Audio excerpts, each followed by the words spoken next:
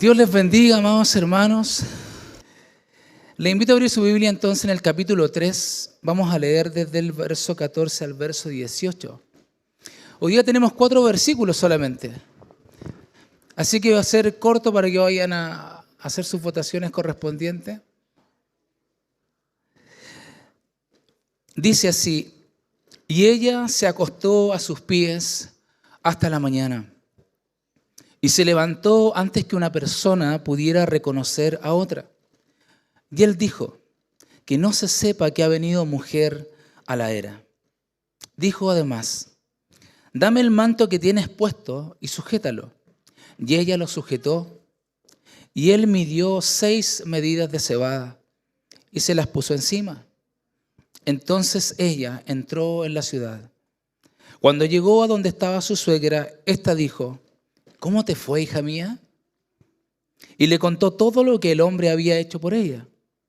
Y dijo: me dio estas 6 medidas de cebada. Pues dijo: no vayas a tu suegra con las manos vacías. Entonces Noemí dijo: espera, hija mía, hasta que sepas cómo se resolverá el asunto, porque el hombre no descansará hasta que lo haya arreglado hoy. Oremos al Señor.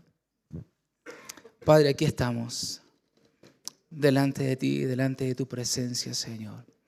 Es tu palabra, Señor, inspirada por ti, Señor, para enseñarnos, para corregirnos, para exhortarnos, reprendernos, Señor, para cambiar nuestras vidas, Señor. Y rogamos que tu palabra el día de hoy, Señor, habla en nuestros corazones, Señor. Estamos expectantes, Señor. Te pedimos, Espíritu Santo, que obres en cada corazón. Tú conoces a tu iglesia, Señor. Tú conoces cada corazón en este lugar, Señor, las necesidades, las pruebas, situaciones que están viviendo en lo particular, en lo íntimo, Señor. Y que esta palabra el día de hoy pueda hablar a nuestros corazones, Señor. Padre, aquí estamos delante de ti. Glorifica tu nombre, Señor. Gracias te damos en el nombre de Jesús. Amén. Amén. Bueno, como decía, serie Bajo la Sala de Dios, y el título de esta enseñanza del día de hoy es La Espera. La espera. ¿Cómo esperamos en el Señor nosotros? Y quiero partir con una frase de José María de Pereda. ¿Lo ha escuchado alguna vez usted? ¿No? Yo tampoco. Es un novelista español y miembro de la Real Academia Española, quien dijo: la experiencia no consiste en lo que se ha vivido, sino en lo que se ha reflexionado. Porque si uno no aprende nada de sus errores, o no aprende nada de sus relaciones con los demás, o no aprende nada de sus enfermedades o pruebas, entonces no ha tenido ninguna experiencia. Toda nuestra vida depende de lo que aprendemos de ella, es decir, de nuestra reflexión. Y lo mismo ocurre con la historia, dice. Alguien dijo una vez: la historia nos demuestra que los hombres no aprenden nada de la historia porque vuelven a cometer los mismos errores. En consecuencia, nos puede ocurrir de manera similar con la Biblia, si la leemos sin reflexionar, porque no aprenderíamos nada. Palabras de José María de Pereda. ¿Qué tiene que ver eso con lo que vamos a ver el día de hoy? Mucho, pues, mis hermanos, porque tenemos que reflexionar frente al texto, frente a la historia, frente a la situación en la cual nosotros nos encontramos hoy en día también. ¿Y qué nos enseña esta palabra el día de hoy a nosotros? Y si es que realmente reflexionamos frente al texto, frente a la Escritura. Amén. Y quiero hacer un repaso para antes de que nos vayamos directamente a lo del día de hoy, lo que nos compartía nuestro pastor la semana anterior, desde el verso 1 al verso 13 del capítulo 3. Noemí elabora un plan para que Ruth busque la redención en manos de Booz, un pariente cercano que tiene el derecho de redimirla. Ruth sigue las instrucciones de Noemí y se acerca a Booz. en la era de trillar el grano. Vos se muestra bondadoso y honorable. Y aunque hay un pariente más cercano que él, le promete a Ruth que buscará la forma de redimirla, cumpliendo así con la responsabilidad del pariente redentor. ¿Se acuerdan de lo que vieron la semana anterior, cierto? Bueno, justamente de eso trata la historia. Y nosotros podríamos especular mucho, y de hecho lo compartíamos el viernes en el grupo de conexión. ¿Qué edad habrá tenido vos? No tenemos idea. Lo único que sí sabemos es que tenía algún interés, y parece que harto interés por esta mujer, más joven que él, porque lo que sí sabemos es que él era un hombre mayor. No se había casado, no sabíamos si era viudo o soltero, no tenemos idea. Como decía nuestro pastor, el tren parece que ya había pasado hace harto rato atrás y se había quedado ahí. Pero, hermanos amados, Dios tiene un plan, Dios tiene un propósito, Dios es soberano y lo que nosotros vemos acá en este libro, en estos 4 capítulos, es justamente la soberanía, la voluntad, la providencia de Dios manifestada a través de esta historia muy particular. Y como decía nuestro pastor también, no es algo que seguir.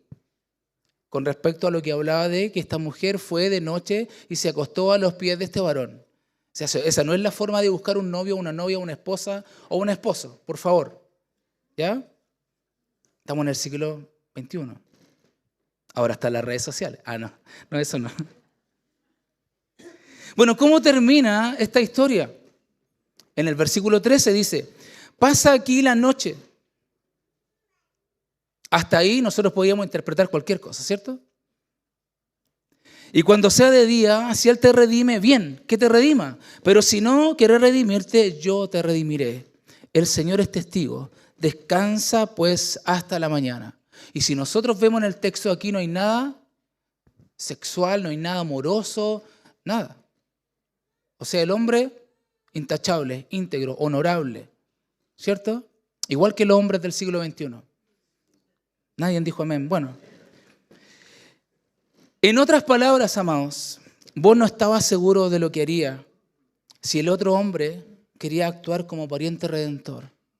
¿Se imaginan ustedes? Porque él le dice, hay un pariente más cercano que yo. Ahora, ¿qué pasa si el otro hombre quiere casarse contigo? ¿Qué vamos a hacer? Así que él se la jugó, como somos nosotros los chilenos. Cuando le gusta a alguien, se la juega, ¿no? Tampoco nadie dice amén. ¿Qué pasa con los varones el día de hoy, hermano? Dios mío. Bueno, voy a hablar por mí. Yo me la jugué. Ya. Pero tenía un plan a seguir, según el cual esperaba prevalecer sobre el otro pariente cercano. Porque, como veíamos en el contexto, esto se hacía público, era frente a la comunidad, frente a los ancianos. Entonces, si él quería redimir a esta mujer, a Ruth, él tenía que ir frente a los ancianos de la comunidad y pedir ser el pariente redentor. Ahora, si el otro cedía, perfecto. Y si no, hasta ahí llegaba toda la historia. Pero nosotros sabemos cómo termina la historia. ¿Cierto? ¿Alguien leyó el capítulo 4 ya o no? ¿No? ¿Sí? Ya, perfecto. Vos le pidió a Ruth entonces que se quedase allí por la noche y no regresase a Belén debido a la oscuridad. Y esto también es algo particular porque en el periodo de los jueces la gente no viajaba por los caminos principales porque estos no eran muy seguros. Entonces nosotros también vemos acá una actitud de voz de cuidado, de protección y de que también no hablaran mal de ella por reputación. Recuerden que ella ya tenía una reputación.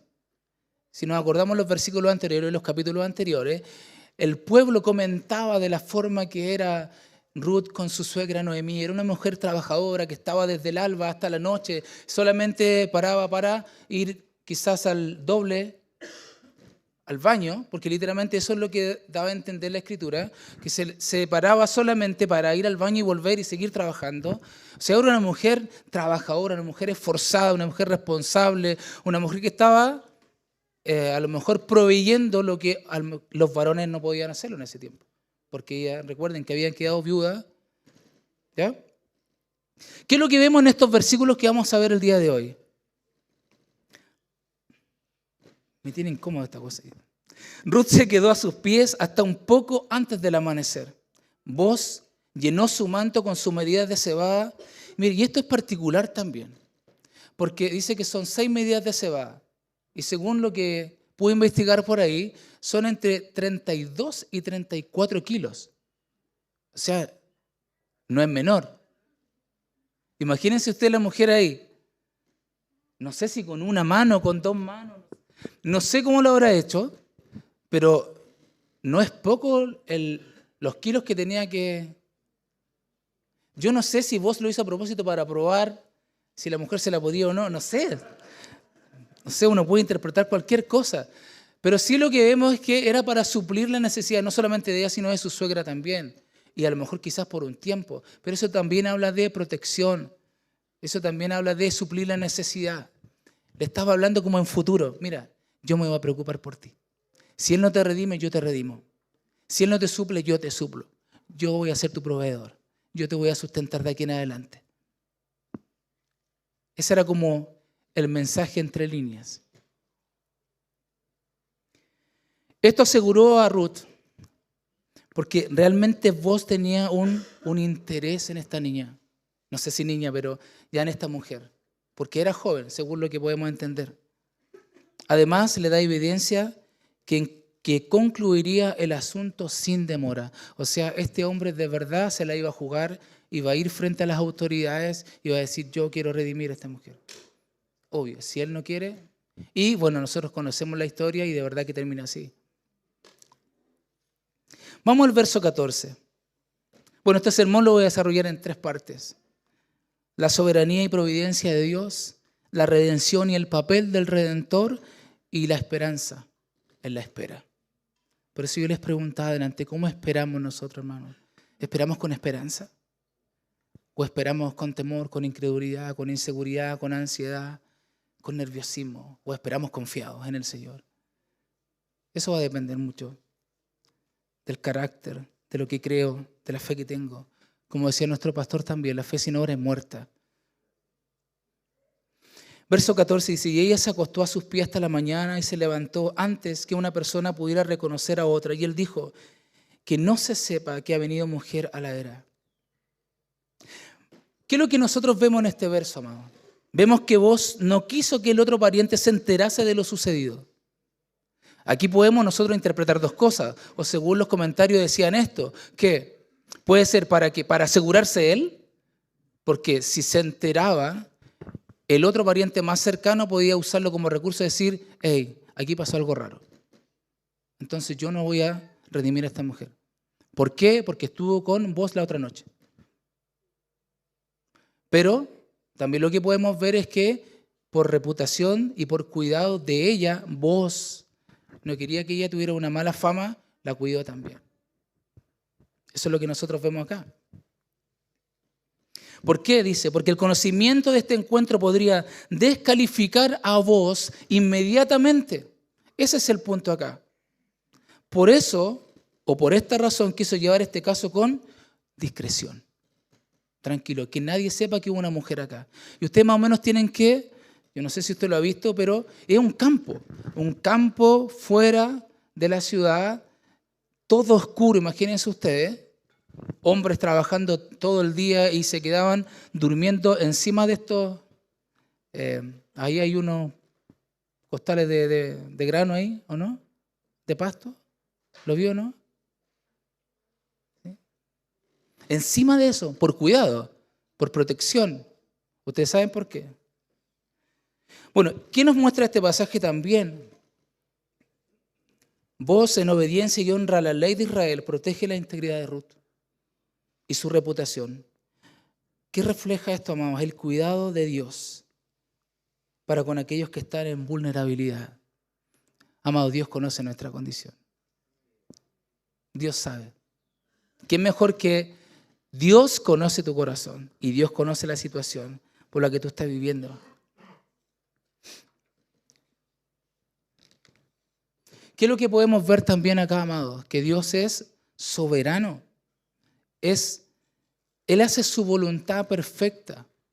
Y nosotros vemos a través de esta historia cómo Él, detrás del telón, va trabajando toda esta historia. Va poniendo las personas, el momento, la circunstancia, la hora, para que todo esto termine de la mejor manera posible para estos tres personajes que vemos nosotros. Veamos Isaías 46, ¿qué nos dice? Dice, acordaos de las cosas anteriores ya pasadas, porque yo soy Dios y no hay otro. Yo soy Dios y no hay ninguno como yo, que declaro el fin desde el principio y desde la antigüedad, lo que no ha sido hecho.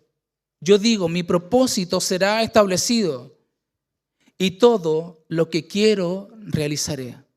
Eso es lo que nosotros vemos acá, amados. Es la soberanía de Dios, la providencia de Dios, la voluntad de Dios en ejecución en esta historia. Y tenemos que tomar parte de esta historia o la historia completa para nosotros y decir, Dios tiene el control. Tengo que aprender a descansar. Tengo que aprender a confiar en Dios. Amén. A través de la providencia o de su providencia, Él dirige, amados, todos. ¿Me escuchó bien? Todos los eventos hacia su propósito redentor, porque nosotros conocemos la historia, cómo termina. ¿Y de dónde viene el Mesías? Viene de acá. Y Él prepara todo esto. O sea, usted es parte de la historia de Dios. En algún momento de la historia de su vida, Dios dijo, hasta aquí nomás llegaste. Y el Espíritu Santo empezó a actuar en su corazón y lo convenció de pecado. Y usted se arrepintió y usted está acá ahora. Esa es soberanía de Dios.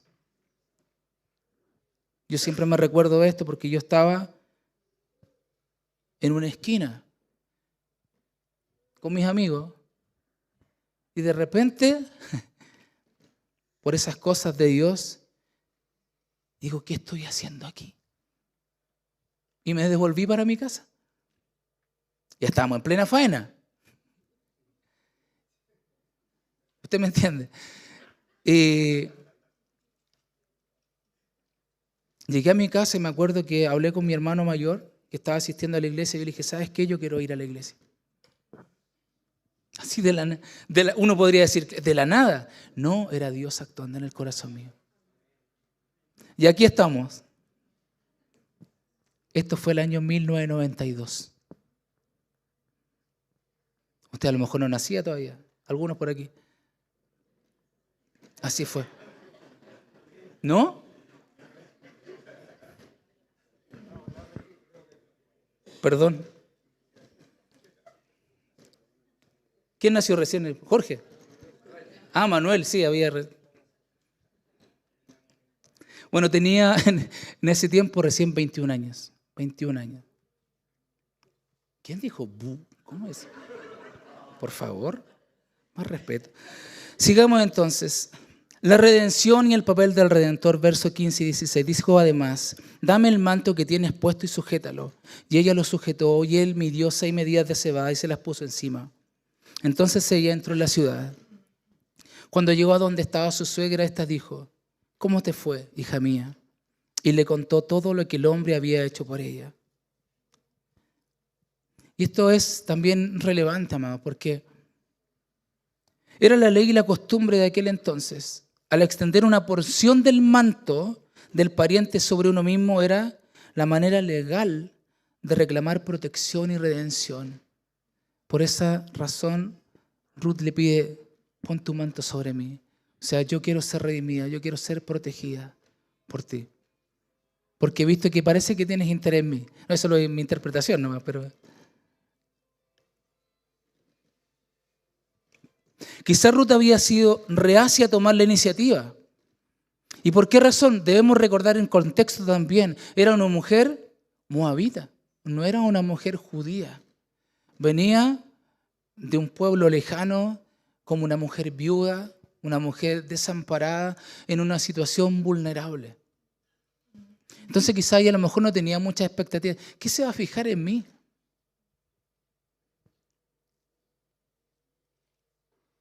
Y quizás nosotros podríamos decir lo mismo. Que Dios se va a fijar en mí. Quizás Noemí tuvo que insistirle y asegurarle que se daba cuenta que él la amaba y que él quería realmente casarse con ella. A lo mejor todavía no se daba cuenta, pero su suegra estaba ahí pendiente. Porque si ustedes se dan cuenta, al término del versículo 18 le dice, ¿y cómo te fue? Estaba como somos nosotros los chilenos, ¿cierto? A ver, cuéntame. O sea, esta mujer ya se había dado cuenta. No, este hombre tiene interés porque mira cómo te está tratando. Si nosotros lo vimos en el capítulo anterior, siéntate con mis siervas. Mira, de donde toman agua ella, toma tú también. No le impidan que recoja. Lo que cayó y déjenselo a ella, que se lo lleve. O sea, este hombre ya tenía un interés y su suegra se había dado cuenta. Pero parece que Ruth no. O a lo mejor tenía temor por su condición, o por donde ella venía, o por su historia. Porque nosotros podemos especular mucho, pero si nosotros nos ponemos un poco en la realidad de estas dos personas, estas dos mujeres viudas, en una tierra lejana, desamparadas, se muere su esposo, se mueren sus 2 hijos. ¿Qué hago ahora? Y por esa razón, y nosotros lo vimos también anteriormente, esta mujer dice, ¿pero por qué me dicen de esta forma? Mejor llámenme amarga, estoy frustrada. Dios, su juicio ha venido sobre mi vida. Llámenme mejor amargada porque realmente estoy amargada. Pero Dios tiene que provocar algo. Dios hace algo en el corazón de esta mujer porque empieza a cambiar. Ahí empieza a haber una transformación en ella. Con la palabra del Señor hace eso en nuestros corazones, amados hermanos. Porque yo no tengo idea cómo usted llegó a Cristo o cómo Dios lo trajo a sus caminos. Yo sé si el mío. Y de verdad que venía bien mal, muy dañado.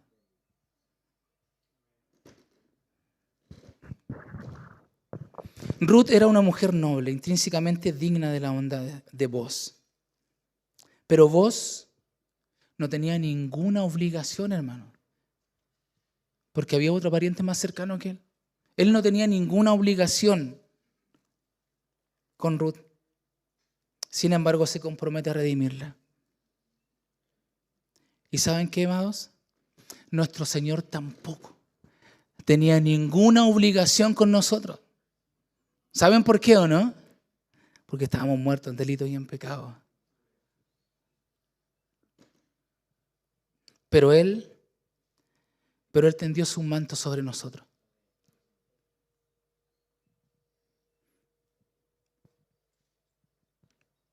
Y nos tomó tal como veníamos, tal como éramos, tal como estábamos. Y Él tuvo misericordia de nosotros.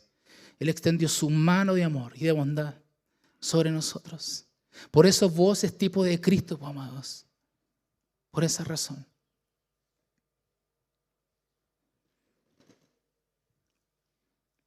Mire lo que dice Efesios capítulo 2, el verso 1, el 4 y el 5, vamos a leer. Dice, y Él os dio vida a vosotros, que estabais muertos en vuestros delitos y pecados. Esa era nuestra condición, amados.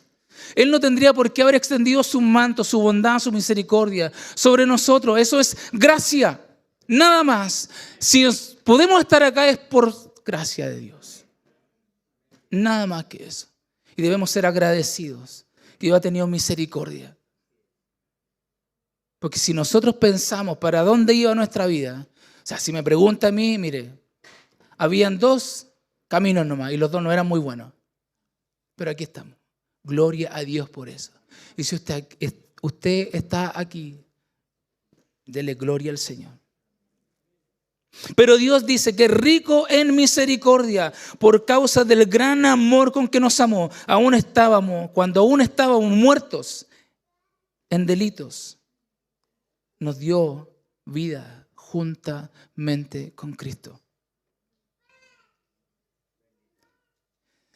Si Dios tuvo misericordia de usted cuando usted estaba muerto, ¿qué más ahora que es su hijo?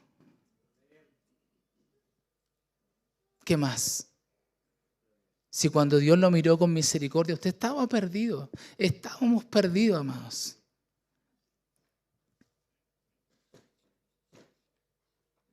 Mire lo que dice Colosenses capítulo 1, versos 13 y 14. Porque Él nos libró del dominio de las tinieblas y nos trasladó del reino de su Hijo amado, en quien tenemos redención, el perdón de los pecados. Esa era nuestra condición.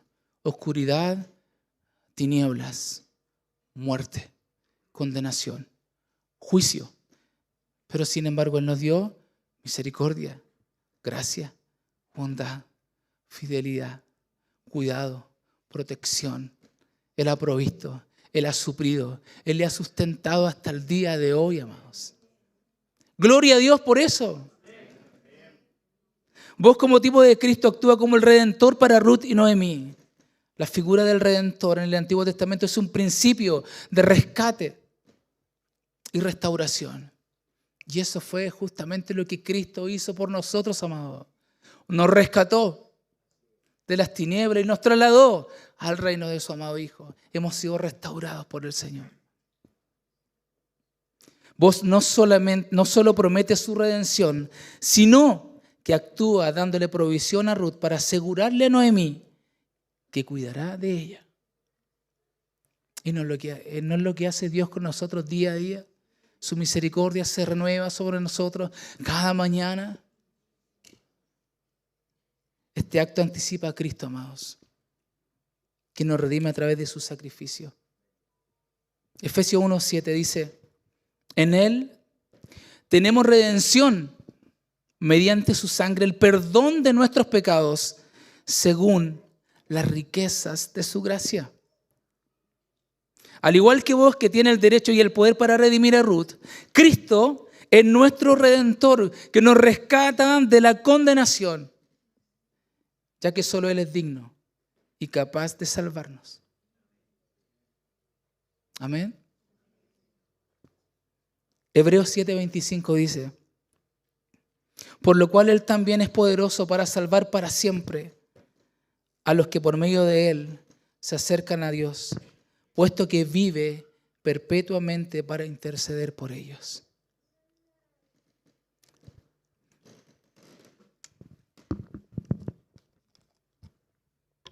Vamos al último punto, versos 17 y 18. Vamos a leer la respuesta de Ruth.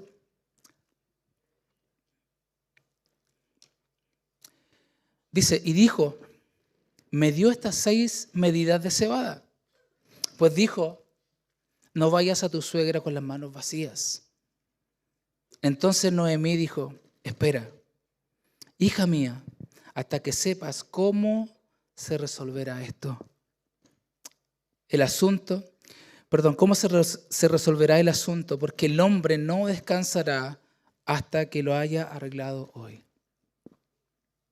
Ruth tendría que limitarse a esperar a que vos actuase, porque la redención estaría a cargo de él. Noemí le pide a Ruth que espere. Y eso es lo que nosotros tenemos que hacer también, amados. Esperar. Hay cosas que usted no va a poder hacer, que solamente Dios las puede hacer. Nada más. Es parte del proceso, de la fe, de confiar, de creer. Usted tiene que confiar en que Dios hará algo. Usted tiene que creer que Dios hará algo.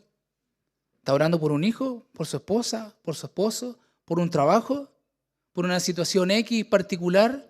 Espere, confíe. Dios sabe cómo hacer las cosas.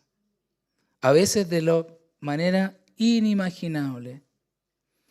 Entonces no tenemos que esperar en nuestras propias obras, porque a veces nosotros queremos actuar, queremos adelantarnos. Miren, nosotros tenemos un ejemplo muy, muy cercano, ¿no? Abraham dijo, parece que se le olvidó a Dios de darnos un hijo. Tenemos que hacer algo. Llama a la esclava. Y hasta el día de hoy tenemos conflicto. Bueno, tienen conflicto ellos. Por adelantarse, por no esperar.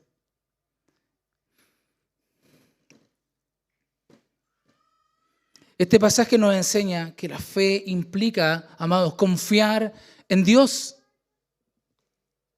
aun cuando no vemos el resultado de inmediato. Y eso es lo que nos cuesta, porque somos ansiosos, ¿no? Y más encima chilenos, peor todavía. ¿Qué mezcla, man? Porque somos ansiosos y queremos el resultado al tiro. Noemí le dice, pero a ver, ¿cómo te fue? Dime, cuéntame. Porque recuerden lo que le dice ella a su nuera. Lávate, ponte tu mejor vestido, perfúmate y anda. O sea, ella estaba expectante. ¿Cómo le habrá ido?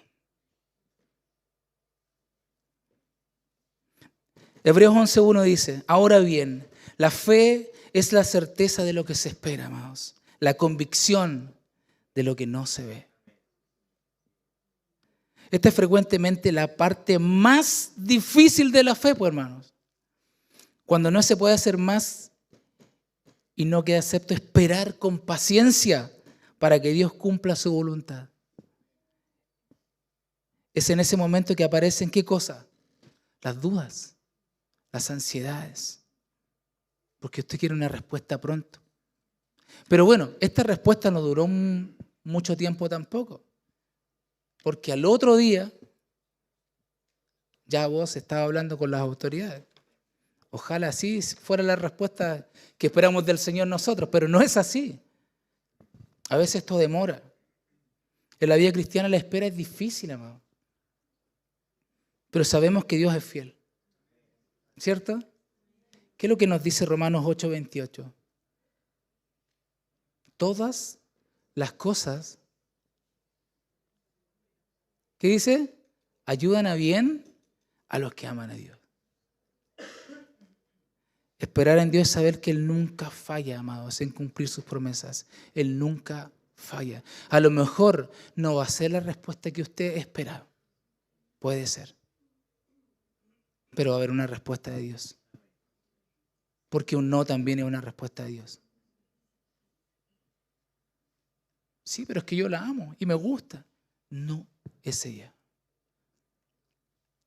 Pero yo la voy a invitar a la iglesia, se va a convertir. ¿Usted ha escuchado eso, cierto? Ay, Dios mío. Surge una pregunta acá, hermano. ¿Cómo esperamos nosotros cuando estamos enfrentados a una situación particular? Mire, aquí hay algo importante, aquí tiene que ver con el carácter también. Porque usted puede tener un problema, a lo mejor económico, un problema, a lo mejor una enfermedad, una situación X con su esposa, pero más encima, si le juega en contra su carácter, ya tiene dos problemas. Entonces Dios tiene que tratar nuestro carácter. Y Dios permite situaciones en su vida para eso justamente. Y lo pone justo al lado de la persona que usted no quería para tratar su carácter. Y lo pone justo en la situación que usted no quería estar. ¿Para qué? Para que su carácter sea cambiado y transformado. Yo creo que estas dos mujeres nunca más volvieron a ser las mismas. Y por la historia que nosotros conocemos al final, fue muy diferente la vida, de cómo empezaron a cómo terminaron. Dios tiene que actuar en nuestros corazones, amados. Recuerde usted lo que dice la Escritura, esto sale en Romanos también, que tenemos que ser conformados a la imagen de Jesús. Esto es trato, esto es proceso. Tiene que tratar el carácter nuestro, porque somos orgullosos, ¿no? Ah, menos mal, yo pensé que estábamos en el cielo.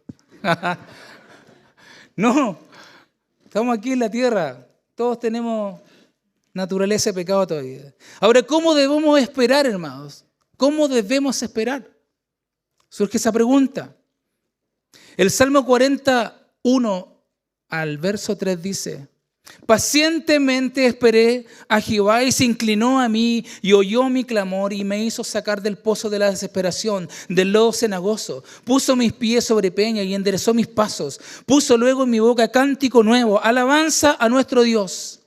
Verán esto muchos y temerán y confiarán en Jehová. Como usted espera, mire, lo están mirando. Lo van a observar. Veamos. Este cristianito, a ver cómo se comporta, qué respuesta tiene.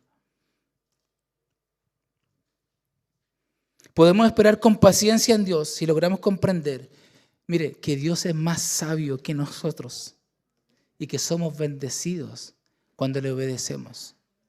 Amado, Dios no se equivoca. Si Dios lo permitió en su soberana voluntad, Dios no se equivoca en lo que está haciendo. Tome conciencia de eso.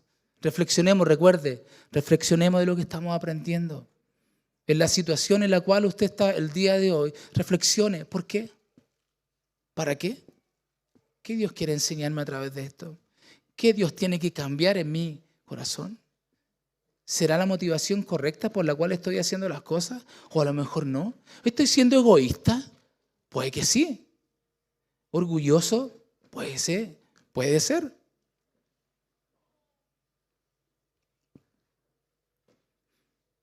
Inquietud. También puede esperar inquietud. Salmo 62:5 dice, alma mía, en Dios solamente reposa, porque de Él es mi esperanza. ¿Cómo está su alma? ¿Está reposada? ¿Está en quietud? Porque el salmista le dice a su alma, ¿por qué te abates, oh alma mía? Espera en Dios, aún he de alabarle. Porque nuestra alma, nuestras emociones, nuestros pensamientos se levantan, amados. Nos afanamos, nos ansiamos, tenemos temor, nos da miedo. A veces no queremos la respuesta. Y cuando la recibimos, ¿cómo actuamos? Podemos esperar con fe en Dios también. Con esperanza. El Salmo 27:13 dice, hubiera yo desmayado si no creyese que veré la bondad de Jehová en la tierra de los vivientes.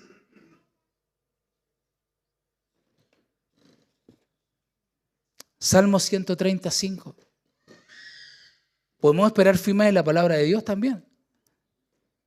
Dice, esperé yo a Jehová, esperó mi alma, en su palabra he esperado. Recuerde que su palabra es su carácter, es su esencia, su naturaleza. ¿Confía en su palabra? Confía en Él entonces. Si yo no confío en Él es porque no confío en su palabra. Si Él me lo dijo, mire, Él lo va a hacer. Amor, la Biblia es el fundamento, es el cimiento en donde nos paramos. Mire lo que dice 1 Juan 5, versos 14 y 15. Y esta es la confianza que tenemos en Él, que si pedimos alguna cosa conforme a su voluntad, Él nos oye. Y si sabemos que Él nos oye, en cualquiera cosa que pidamos, sabemos que tenemos las peticiones que le hayamos hecho. ¿Qué mejor, amados? Ahora, ¿cómo llevamos todo esto a la práctica?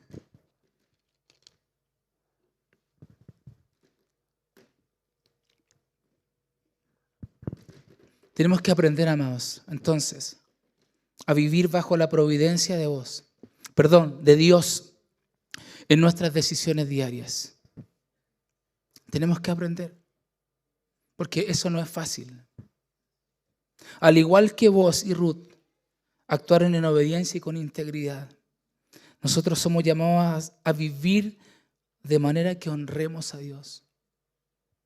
Esto significa actuar con justicia, con bondad, con humildad. En nuestras relaciones y en nuestras decisiones. Eso habla de carácter. Somos hijos de Dios, somos cristianos. Y eso se tiene que reflejar.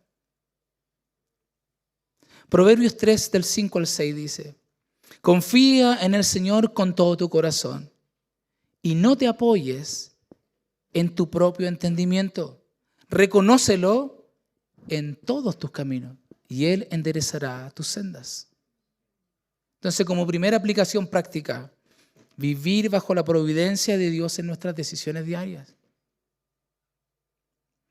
Aceptar la redención de Cristo en nuestras vidas también, amados.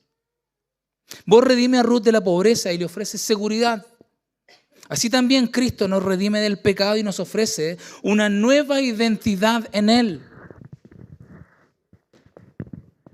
Si alguien de acá, de este lugar, está luchando con la culpa o con sentimientos de indignidad, debemos recordar qué cosa, que Jesucristo pagó el precio, amados.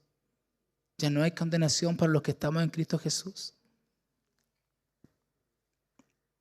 1 Corintios 6:20 dice, pues por precio habéis sido comprados. Por tanto, glorificad a Dios en vuestro cuerpo y en vuestro espíritu, los cuales son de Dios.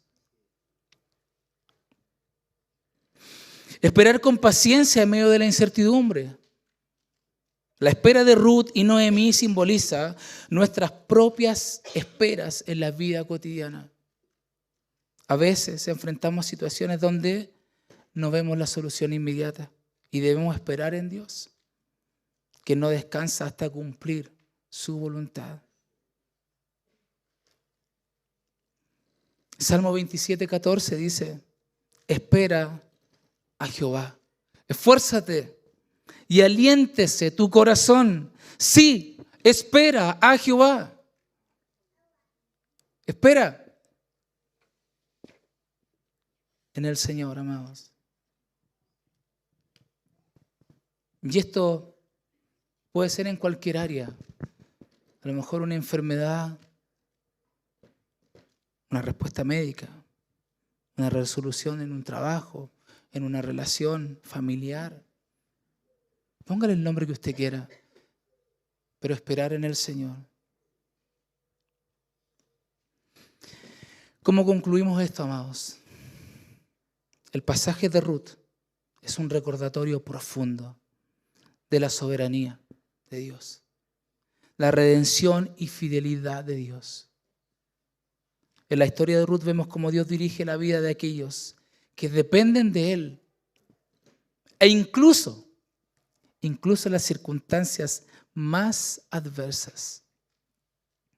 Vos, como tipo de Cristo, nos recuerda que tenemos un Redentor fiel. Gloria a Dios por eso. Que no descansará hasta completar su obra en nosotros. Estoy persuadido de esto, dijo Pablo, ¿cierto? Que el que comenzó en vosotros la buena obra, la perfeccionará hasta el día de Cristo. Así como Noemí y Ruth tuvieron que esperar y confiar en la provisión de Dios, nosotros también estamos llamados a vivir en fe, reconociendo que Dios está actuando en cada detalle de nuestras vidas, guiándonos a través de su soberanía hacia el cumplimiento de sus propósitos perfectos, amados. Que podamos vivir en esperanza, aceptando la redención que tenemos en Cristo y confiando en su fidelidad en cada aspecto de nuestra vida. Eso es lo que nosotros podemos ver en estos 4 versículos bíblicos. Vemos la providencia, la soberanía, vemos la bendición de Dios sobre estos personajes. Y nosotros somos sus hijos, amados. Y Dios tiene cuidado de usted.